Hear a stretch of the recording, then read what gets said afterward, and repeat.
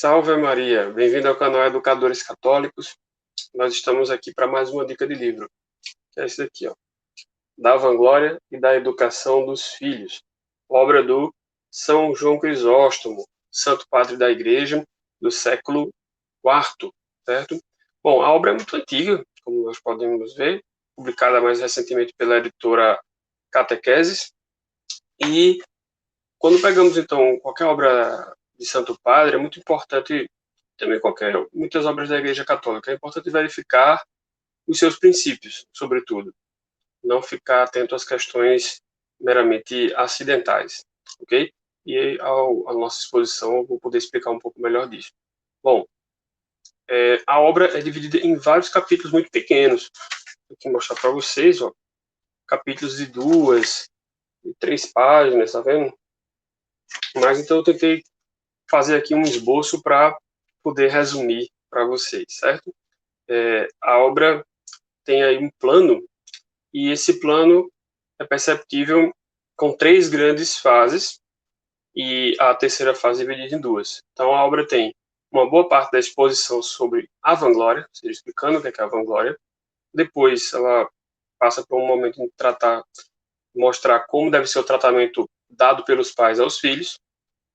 E, em seguida, ele parte para uma grande metáfora que ele faz, na verdade, uma alusão da alma da criança como se fosse uma cidade. Então, lembrar como eram as cidades lá do século IV, todas eram muradas e possuíam portas. Então, diz o São João Crisóstomo que a alma da criança é como essa cidade, que tem portas. No caso, para ele, são 5 portas. Ele vai dizer quais são, então daqui a pouco a gente vai explicar quais são. E como toda cidade, ela possui também cidadãos. Logo, para que a cidade tenha, e a criança também tenha saúde, né? Ou seja, e possa desenvolver-se com sanidade, faz-se necessária a existência de quê? De lei para as portas e lei para os cidadãos. Então, ele estipula a lei das 5 portas e algumas leis para os cidadãos. Agora, vamos ver cada parte dessa, resumidamente, o que foi que o o São João Crisóstomo falou, né? Bom, na exposição sobre a vanglória, é preciso elencar o seguinte: o São João Crisóstomo disse que um dos grandes problemas da humanidade, os grandes problemas então do que pode estar acontecendo no momento e que pode ser uma desgraça para uma família, é a vanglória, sobretudo pelos meninos. Então ele diz que as crianças, principalmente os meninos, são criados muito para a vanglória. O que seria isso? Ora, se a glória verdadeira é a glória de Deus e é para ela que devemos caminhar, e é essa glória que nós devemos exaltar e que devemos buscar ser participantes, a vanglória é o quê? A glória vã, a glória vazia, que é a glória de si. Então, ele vai tecendo alguns exemplos e algumas metáforas, dizendo que a vanglória seria, em vez de pó e cinza, seria fogo e fornalha, ou seja, ela dá naquele momento um fogo que envolve a pessoa que está em volta dessa glória e deste fogo, mas que não é um fogo frequente, não é um fogo que dura, uma fornalha, e depois ela vai acabar-se. Então não se tira proveito e ainda acarreta males, porque o fogo verdadeiro ele é gerador, ele pode, claro que pode ser destruidor, mas ele pode também gerar, enquanto que o mero foguinho de fornalha ele não tira proveito algum, pode acarretar males. Então diz o São João Crisóstomo que a vanglória é uma coisa efêmera, ou seja, é uma glória efêmera que grita apenas, mas que depois vai embora. E é tomada de várias formas. Ele diz assim, por exemplo, veja o que a vanglória pode tomar uma pessoa que está no teatro, um artista de teatro. O artista de teatro, momentaneamente, ele vai ter aquelas palmas e ele pode pensar que por causa daquelas palmas do teatro, naquele instante, ele alcançou o ápice. Mas existe algo a mais do que isso. Aquilo é apenas algo momentâneo e terreno. Então, algumas coisas vinculadas à arte e, e também a questão dos guerreiros pode dar uma glória momentânea que é vã, que é vazia. Então, orienta o São João Crisóstomo ao seguinte, que muitas coisas que são ninharia, as pessoas pensam que é mera ninharia, na verdade pode alimentar a vanglória, como que, por exemplo, o encanto das meninas pelas roupas. Também a falta de conversar, ou seja, um total silêncio sobre a castidade, vai acarretar que as pessoas delas se desviarão e buscarão uma glória de si, uma glória do próprio corpo.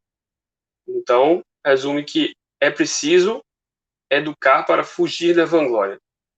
E ele cita até uma carta de São Timóteo, em que diz que a educação dos filhos salva os pais. Bom, partindo então para o tratamento, né, que os pais devem dar então aos filhos, o São João Crisóstomo faz essa tríplice metáfora, ou na verdade uma tríplice símile, né, comparação. Os tratamentos dados pelos pais aos filhos deve ser como os pescadores tratam as pérolas, os pescadores de pérolas as tratam, né? Como os pintores tratam os quadros e como os escultores tratam as estátuas. Ou seja, um escultor tem sua razão, tem sua grande razão de ser, quando consegue fazer efetivamente uma grande escultura, uma grande estátua. Mesma coisa com o pintor em relação ao quadro e diz o pescador de pérolas em relação às pérolas. Porque existe um cuidado e um esmero. Veja que quando ele falou do pescador, ele não falou meramente do pescador de peixe, né, que pode jogar só um anzol ou jogar uma rede de arrasto. Ele fala da questão de pérola, do que ele tem que fazer para buscá-la e depois do cuidado. E todo o esmero que é de um pintor para terminar o seu quadro. A ideia inicial, todo o desafio que é o desenvolvimento disso, de pintar o quadro e depois o acabamento. Então, essa comparação que os pais devem ter no tratamento com os filhos, né? Então, desde cedo é preciso afastar as palavras de intemperança e é preciso, sobretudo, que o jovem chegue a ter uma experiência de pessoas com ares sóbrios, porque assim ele vai poder vigiar e velar pela oração. Então, ele deve tratar e conhecer pessoas que sejam sóbrias e que vigiem e velem pela oração, porque assim, por esse exemplo, ele vai desenvolver essa vontade de ser sóbrio e de velar pela oração. Então, ele dá ainda mais alguns exemplos bíblicos e parte para o grande momento, digamos assim, dessa obra, que é justamente a lei das 5 portas, ou seja, a alusão da alma como uma cidade, que, como eu disse, eu subdividi essa parte, identifico, né, essa subdivisão em duas grandes partes. A primeira seria as leis das 5 portas. O que são essas 5 portas? Ora, essas 5 portas são os nossos 5 sentidos. Então, a entrada para a nossa alma, para tudo que a gente tem, sobretudo da alma da criança, aquilo que a pessoa é, ou seja, lembramos, nós não somos um corpo que tem uma alma, nós somos uma alma que tem um corpo. Logo, a entrada para esta alma é que é via dos sentidos. E a alusão que ele faz, então, do cuidado que deve ter, porque tudo que vai entrar pelos sentidos vai afetar a alma. E a alusão dele em relação à criança como cidade, não é uma cidade qualquer, é uma cidade recém-fundada, obviamente, porque a criança é uma pessoa recém-criada, recém-nascida, ainda que tenha já um tempo a gente chama de recém-nascido só nos primeiros dias, primeiros meses, mas aqui ele está tratando criança de maneira geral. Então, numa cidade recém-fundada, é preciso ter regras firmes e leis severas para que ela possa crescer, senão essa cidade vai se dissolver. E ela vai se dissolver e virar outras, né? A vila vai voltar a ser vila e depois quebra. Então, e principalmente, por que são necessárias essas regras? As regras para a entrada na cidade e depois as regras para os cidadãos. Porque você não pode deixar que os cidadãos maus se revoltem contra os bons e os dominem. Da mesma forma, os cidadãos, seja as coisinhas que habitam dentro da criança, a gente vai ver o que são, as coisas ruins não podem revoltar-se contra as boas de maneira de submetê-las e ganhar delas. Então, de maneira geral, essa cidade é nova, mas é habitada sobretudo por forasteiros, ou seja, pessoas que vêm de fora. Assim seria essa alma da criança. Então, Vamos lá, ver quais são essas portas, né? Como eu disse, tem relação com os 5 sentidos, então a gente inicia com a primeira porta, a porta da língua. Então eu preciso saber o que é que a criança está falando. Elas são as portas e as chaves. As portas e as chaves não podem ser nem de ferro nem de madeira, mas devem ser de ouro, né? De um ouro maciço. No caso da porta da língua, ela é o início de tudo. Então, a criança deve, desde cedo, balbuciar as palavras divinas, inclusive nos seus passeios. Ora, a criança realmente não entende, ela não sabe sequer, às vezes, desde quando é pequenininho, o que ela está realmente falando. Mas deve, desde cedo, falar coisas divinas. Ter acesso, sim, a falas que vêm da própria Bíblia, a textos sagrados, a coisas de santo, porque dessa forma ela não se acostumará a dizer coisas vãs, mas sim coisas que levam para o céu, ainda que ela não entenda o significado. Então, é preciso preparar as crianças para falar sempre coisas nobres e piedosas, e excluir, obviamente, palavras insolentes, maledicentes, insensatas, torpes, seculares, mundanas. É preciso ter essa noção desde cedo. Ele chega a ser bem assertivo e dizer que ninguém, exceto o próprio rei, ou seja, o Cristo, deverá entrar por essas portas. Então, deve-se ter desde cedo fazer com que a criança possa entoar cânticos e orações. Vamos ver então o que é que a gente tem ensinado aí para as nossas crianças, o que é que elas falam, o que é que elas cantam. E aí a gente tem que excluir, então, desculpa, a gente tem que extrair, então, aí o princípio, né? O que é que a gente tem hoje ao nosso dispor que pode ser falado e cantado pelas crianças. Bom, ainda nessa questão da língua, ele lembra das regras mais concretas de formação. Então, é preciso também, desde cedo, saber lidar com ameaças e castigos sobre aquilo que a criança fala. Então, qual é o cuidado que ele fala aqui? Ele diz que a ameaça deve vir, mas nem sempre, e tampouco um castigo grave deve vir, mas nem sempre. Mas a criança deve ter a percepção de que aquela ameaça é verdadeira, porque senão vai perder qualquer valor, se ela fala uma coisa errada, fala um palavrão, fala coisas, aprende coisas que não deve falar, ela deve, obviamente, ser corrigida. Se ela não sabe o sentido daquilo, basta apenas dizer que não fale. E aí vai cair com a questão da obediência, se ela vai ou não continuar a falar. Mas deve-se, quando tem essa repetição, passar a ter a ameaça de tirar os castigos e dar os castigos conforme os problemas morais. Isso daqui, inclusive, é tema de outro livro que nós falamos, o livro do Santo Antônio Maria Claret. Mas o São João Crisóstomo, que é citado pelo Claret, também trata dessa questão dos castigos e do cuidado com a ameaça e não cumprir. Se você ameaça, você tem que cumprir. E, posteriormente, o cuidado com essa violência extrema, ou seja, não ter a violência física. Mas, em última hipótese, em última instância, assim podemos dizer, a criança deve saber que isso pode acontecer, que o pai tem domínio sobre ela. Bom, seguindo então na lei das 5 portas, a segunda porta é a porta dos ouvidos. Então, tem que ter uma relação muito forte com a língua, né? A criança muitas vezes vai começar a falar aquilo que ela escuta.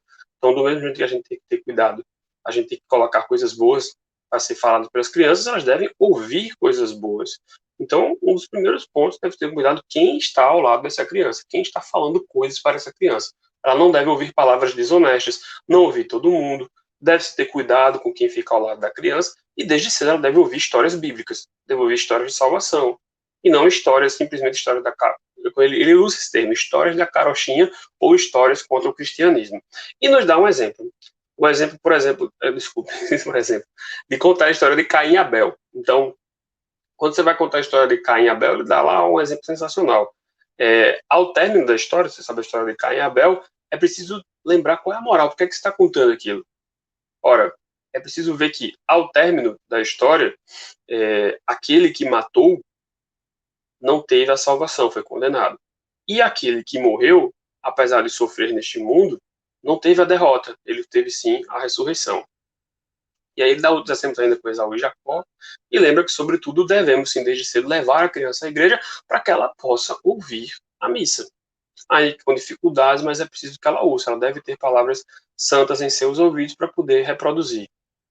Bom, a lei do olfato, né, seria a terceira porta, ela fala, ele é bem mais sucinto, porque realmente é só o cuidado com questão de vaidade, ou seja, nem a lama, nem os perfumes, ele diz. Então, é só de ter esse cuidado, porque pode afetar, de alguma forma, alguma vaidade, é, e algo que a gente vai mais tarde sobre o concupiscível, sobretudo.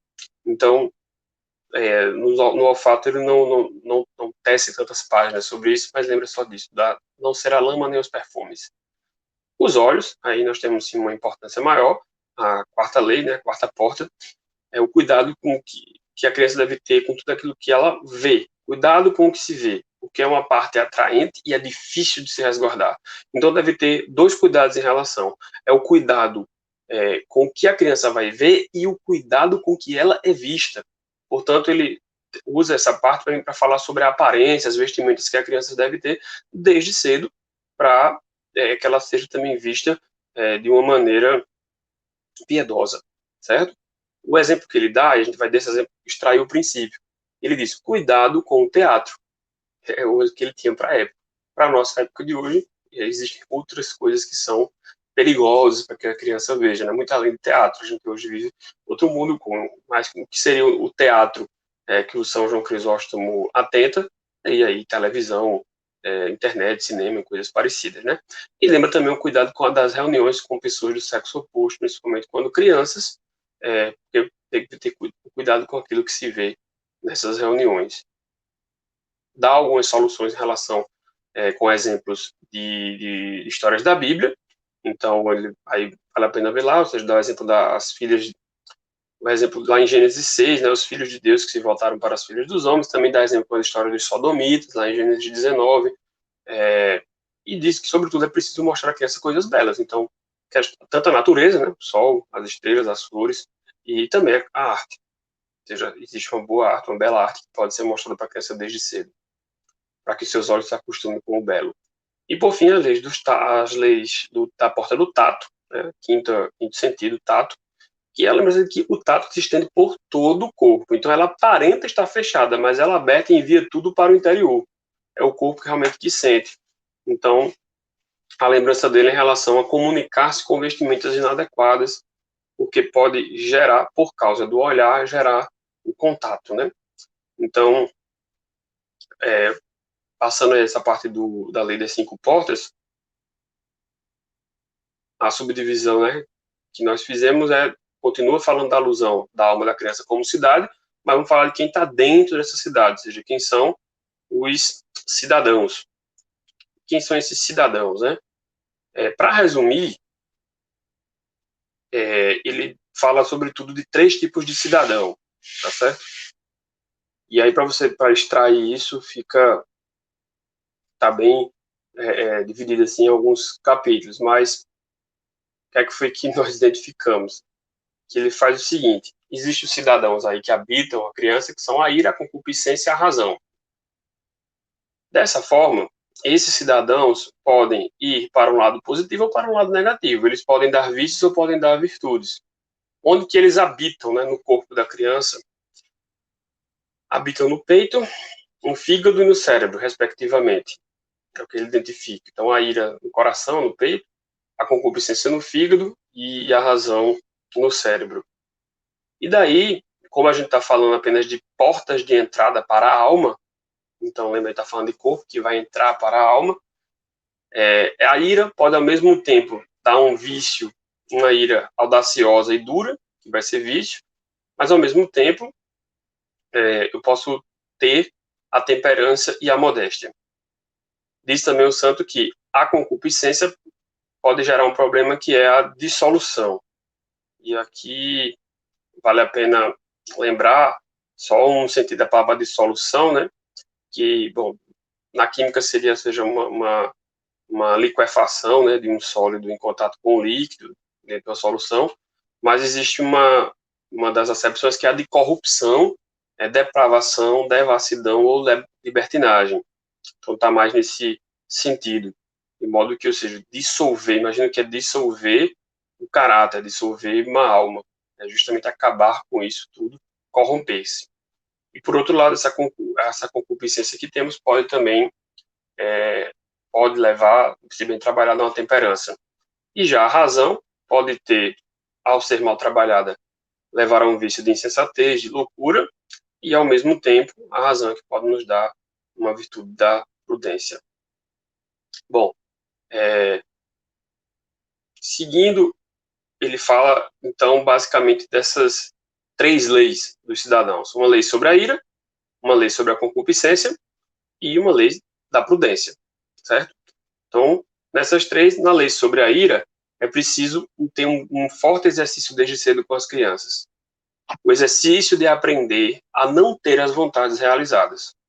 Porque a criança, por natureza mesmo, é uma pessoa egoísta, né?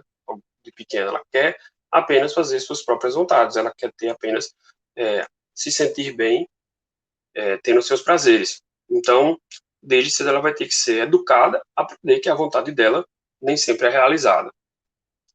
E, sobretudo, ela deve ver os exemplos em que se defende o próximo, diz o santo São João Crisóstomo. Ele dá uma breve história sobre a questão também de como a escravidão entrou no mundo, justamente por uma questão de desobediência que gerou essa ira. Vale a pena ver. Passando então sobre as leis da concupiscência, ele dá aqui uma dica, né, para as pessoas da época, que é isso para nós fica adaptada, que é o freio das idas ao teatro. Então, lembrando, freio das idas ao teatro seria uma coisa que frearia a nossa concupiscência, porque o teatro, no caso para ele, é uma coisa que dá o prazer, o entretenimento artístico, né? E hoje o nosso teatro seria, além do próprio teatro, aí TV, internet, circo, coisas da praia, enfim, o teatro expandiu-se. Então, o princípio é o mesmo, o princípio de você deixar o concupiscível tender para um lado de vício. Então, é preciso, sobretudo, guardar a castidade. E como é que ele diz um dos exemplos para guardar a castidade? Convivência com pessoas castas desde cedo. Ela precisa ver exemplo de pessoas castas e piedosas. E também, desde cedo, deve o menino saber que pode ter jejum. Apesar de a criança não poder realizar, deve saber que as pessoas realizam, certo? E, por fim, na lei da prudência, é preciso, desde cedo, saber que o princípio da sabedoria é o temor do Senhor e que ela deve conhecer, deve buscar a sabedoria para poder desprezar o que é mal e ir em busca do que é bom. O auge, diz ele, o auge da sabedoria é não se deslumbrar com os amores, ou seja, com as paixões. Então,